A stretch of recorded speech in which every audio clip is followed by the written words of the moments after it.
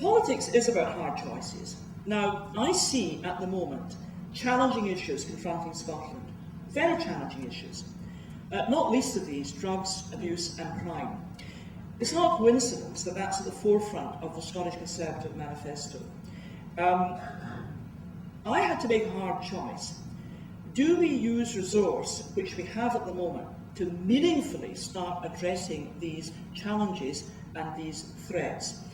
And my political judgment was yes. If I have to make that decision before any decision about tax cuts, I will make that decision, and I shall be completely robust in defending that decision.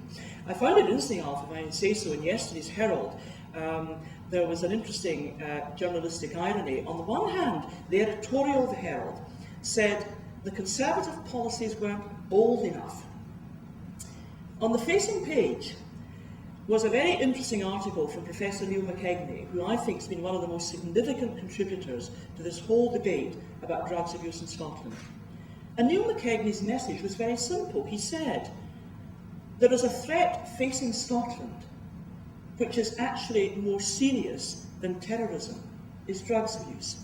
Now, my party has come forward with a policy of unprecedented magnitude to deal with crime and drugs abuse in Scotland. No other party will match it in this election, and as far as I can remember, no other party has matched it in the past. Why do I think that's better than talking about tax cuts, Alf? Because that, to me, is a political priority confronting Scotland today. It's been neglected for 8 years. Somebody's got to have the political leadership to stand up and say, we'll do something about it. We'll influence the thinking in Hollywood, we'll cause minds to change, and we have shown where the funding can be produced, and we'll begin to make a sea change in one of the most serious situations to confront Scotland. Now, when I look at the Herald on 2 pages facing one another, I have to say, I have to disagree with the editorial.